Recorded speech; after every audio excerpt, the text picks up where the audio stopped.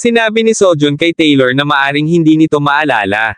Sinabi naman ni Taylor na hindi niya alam. Na sumasakit ang ulo niya. Pinagmamasdan ni Sojun si Taylor. Napangiti ito at sa isip nito ay mapekto na ang elixir dito. Inaya niya si Taylor na magkwentuhan muna sila saglit.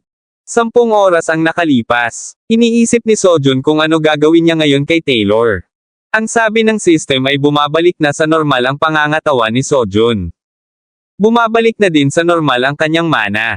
Nilamon ng singsing ng hari ang isang bahagi ng kanyang sangkatauhan. Naisip ni Sojun na napatumbangan niya ito pero nalaman na nito ang tungkol sa mana ni CLA. At mukhang hindi din ito gustong makipagkasundo. Ang impormasyon tungkol kay CLA ay makakarating sa Mage Tower. At ang mga bagay ay tataas nang wala sa kontrol kung ang mga salamangkero ay sumugod dito. Pag nangyari yon, kukunin na naman muli sa kanya si CLA. Patuloy na tinitingnan ni Sojun ito. Inabot niya ang kanyang sandata. Tumayo ito at itinutok ang kanyang sibat kay Taylor. Sa isip nito ay dapat na lang ba niyang patayin ito? Kung iisipin, sinubukan nitong patayin si CLA. Kung papatayin niya ito at iwanan sa isang dungeon ay walang sinumang makakaalam. Napatigil si Sojun. Ibinaba niya ang kanyang sandata. Naisip din ni Sojun na hindi niya kaya. Na bakit umabot sa sukdulan ang pag-iisip niya. Halata naman na maagang malalaman ang pagkamatay ng isang kasing sikat nito. Napabuntong hininga si Sojun. Problemadong nakaluhod ito. At sinabi nito sa sarili na kung maari lang niyang ibalik ang oras. Ay hindi niya hahayaang umabot sa ganitong sitwasyon. Nang bigla siyang may naisip na paraan. Tumayo ito at may kinuha sa kanyang bulsa. Sa isip ni Sojun na kahit hindi na niya maibalik ang oras. Kung mayroon siyang elixir na nagbubura ng mga alaala. Ay kaya niyang earset ang mga alaala ni William Taylor. Sa kasalukuyan, sinabi ni Taylor na mula sa sinasabi ni Sojun sa kanya. Na dumating siya sa Korea. Upang siyasatin ang mga biglaang fractures. At habang nag-iimbestiga siya ay bumili siya ng elixir dito. Na hindi kailanman nakikita pa. Muling sinabi ni Taylor na nilunok niya ito pagkatapos ay nawala na siya ng kontrol. Sinabi ni Sojun na tama ang sinasabi nito. Itinanong ni Taylor na kaya ba kinailangan ni Sojun na talunin siya. Sinagot naman ito ni Sojun na tama ito. At kung may naalala ba ito alinman doon. Hawak ni Taylor ang kanyang ulo at sinabing wala siya maalala na kahit ano tungkol sa sinasabi nito. Humingi ng paumanhin si Sojun. Nagtanong si Taylor kung bakit ito humihingi ng paumanhin sa kanya. Sinabi ni Sojun na ang dahilan siguro ng pagkawala ng alaala nito ay dahil sa elixir niya. Sinabi ni Taylor na wag nitong sisihin ang sarili dahil tulad nga daw ng sinabi ni Sojun na sinubukan nitong hikayatin siya na wag itong subukan. Na hindi kasalanan ni Sojun kung sarili niyang desisyon na kunin ang elixir nito at subukan pa rin. Na siya dapat ang humingi ng paumanhin dito. Nababayadan niya ang elixir at ang mga nasira sa bahay nito. Humingi din siya ng paumanhin sa lahat ng gulo na naidulot niya. Tumayo na si Taylor at handa nang umalis. Nasa may pinto na ito nang tinawag ni Sojun. Sinabi ni Sojun na ayon sa narinig niya ay nakatanggap si Taylor ng espesyal na kahilingan mula sa Hunter Association. Naguguluhang nagtatanong ang tingin ni Taylor. Tinanong nito na ang Hunter Association. Sinabi ni Sojun na ibibigay niya kay Taylor ang impormasyon sa pakikipag-ugnayan sa mga ito kaya subukan nitong tawagan. May inaabot siyang merienda dito at sinabi na sigurado siyang makakatulong ito dito. Nagtanong si Taylor na bakit sobra siyang tinutulungan ni Sojun. Na sa totoo lang ay wala itong dahilan para tulungan siya. Sinabi ni Sojun na ano ang pinagsasabi nito. Na masama bang tumulong sa mga nangangailangan. Inaya ni Sojun si Taylor na sabay na silang lumabas at ihahatid niya ito sa istasyon ng taxi. Masayang tinanggap ni Taylor ang merienda. Kinain na niya ito at sa isip ay baka ito ang nababalitaan niyang ugali ng mga Korean ng pagdamay. Ang pagbabahagi ng kanilang pagmamahal. Sumakay na ito ng taxi at umalis. Kinawian ito ni Sojun. Hinahapong napaupo si Sojun. Nakahinga na ito ng maluwag. Sa isip nito ay sa wakas ay tapos na. Nasalamat sa Diyos at hindi niya tinapon ang amnesia elixir. Dahil nawalan si Taylor ng 1 taon na alaala. Dapat ay maayos na ngayon. Sinabi ng system na ang unang kasawian ni Lee CLA ay matagumpay na napigilan. Ang unique quest ay na-update. Masaya si Sojun sa impormasyon na ito. Muling sinabi ng system na i-absorb ang isang bahagi ng alaala ni Lee CLA. Nagtatakang napapatanong si Sojun sa sarili na anong mga alaala ni CLA. Nagmulat ng isang mata si CLA. Nakahiga siya sa isang kama. Bumangon ito at nagtanong kung nasaan siya. Madumi ang kanyang damit. Nasa isang kulungan siya. Naalaala niya ang nangyari. Dinukot siya at dinala dito ng isang grupo. Tumayo siya at tumakbo papunta sa pinto. Kinatok niya ito at nagtanong kung may mga tao ba sa labas. Bumukas ito at tumambad ang dalawang lalaki. Sinabi ng isang lalaki na nagising ito ng mas mabilis kaysa sa inaasahan, anong gagawin nila ngayon? Sinabi naman ng kasama nito na sa tingin niya ay tawagan na lang nila si branch manager. Nanginginig sa takot si CLA. Dahil iba ang lengguwahe ng mga ito. Iniisip ba ng mga ito na hindi niya naiintindihan ang pinag-uusapan ng mga ito? Na sino ang mga ito? At bakit siya dinala dito? Muling nagsalita ang isang lalaki. Sinabi nito na hanggang ngayon ay hindi pa din siya makapaniwala na ang batang nasa harap nila ay nagtataglay ng ganong kalakas na mana. Sinabi naman nung isa na ang batang ito ay sapat na upang maging karibal ng Archmage. Muling sinabi nung isang lalaki na hindi ba sobra naman yun, siguro ay may dahilan kung bakit ito dinala dito ng sapilitan. Na malamang na magiging malaking tulong ito para sa advancement ng mahika. Bumalik sa isip ni Ciela ang paalala ng Mommy Anhay niya. Na mag-iingat siya, at huwag niyang ipakita ang kanyang kapangyarihan sa ibang tao. Pinapangako din siya nito.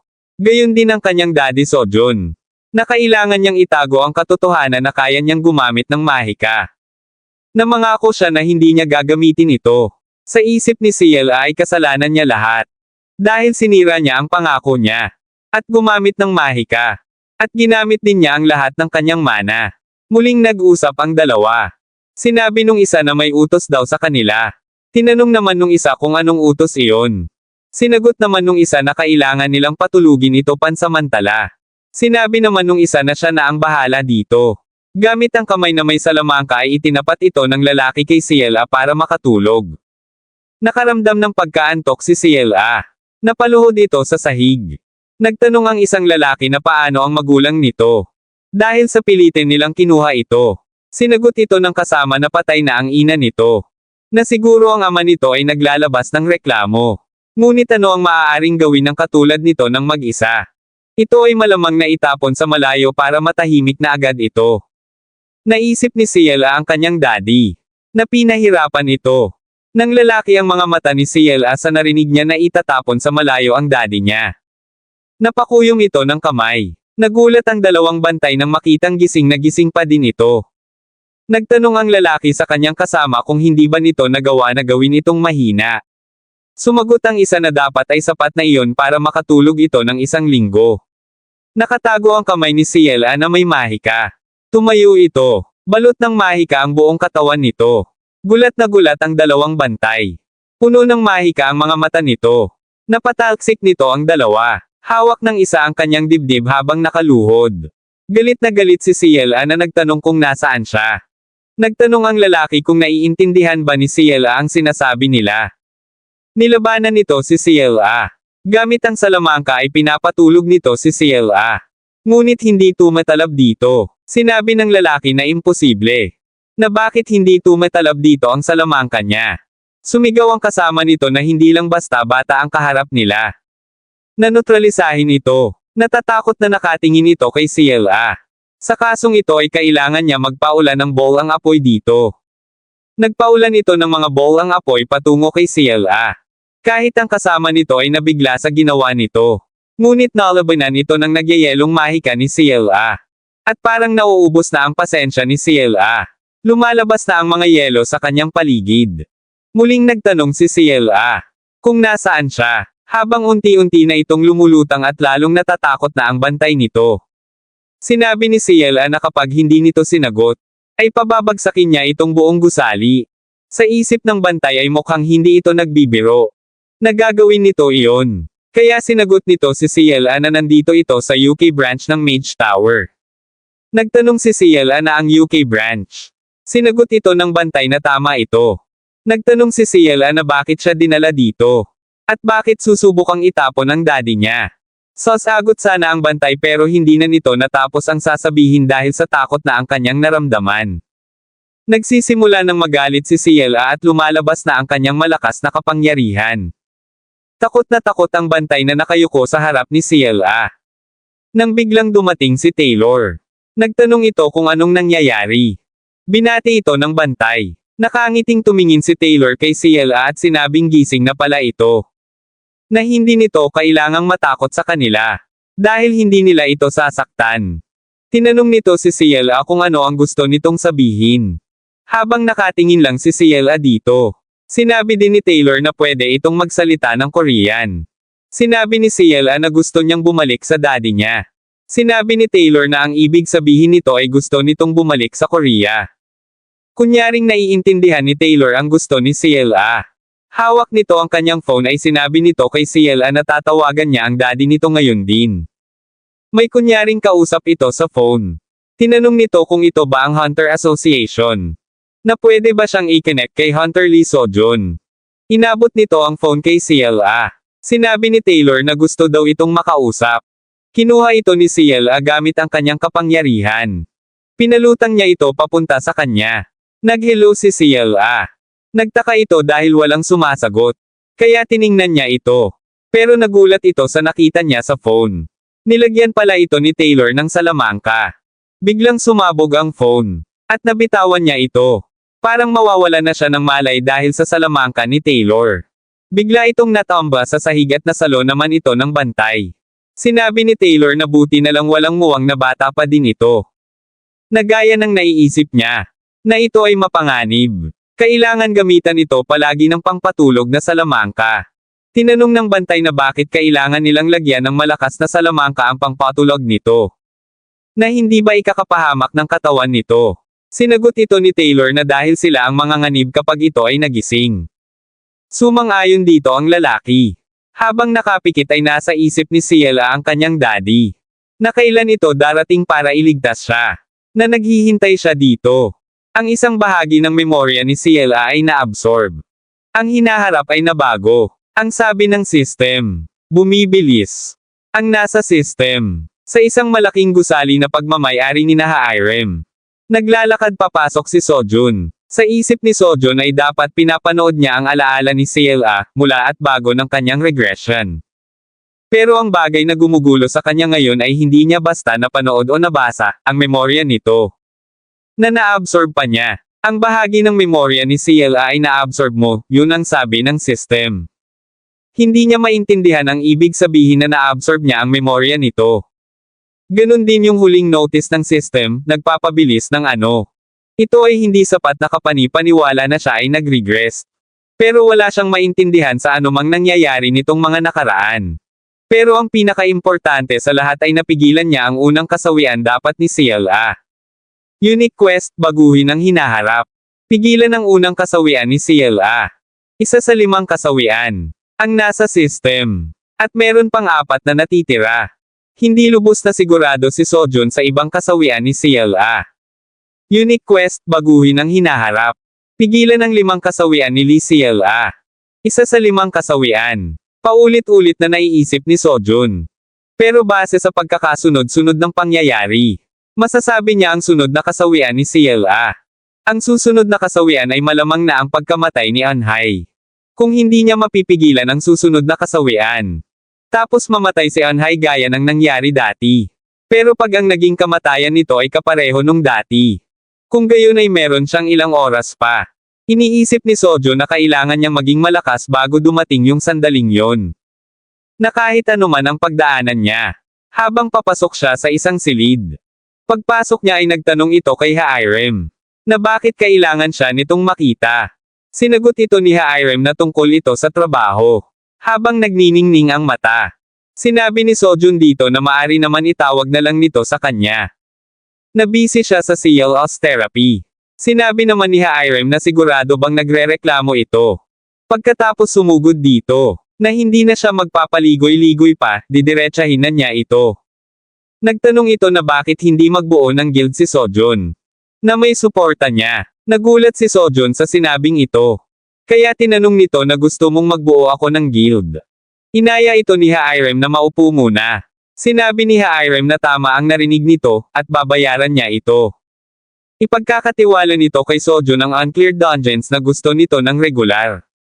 O kung gusto naman ni Sojun na siya ang pipili para dito. Tapos bibigyan niya din ito ng insurance. Sa isip ni Sojun ay makukuha niya ang gantimpala sa mga dungeons na gusto niya. At walang makukuha kundi jackpot sa kahit anong gawin niya. Sinabi ni Sojun na hindi ba masyadong maganda ang mga kondisyong iyon para maging totoo.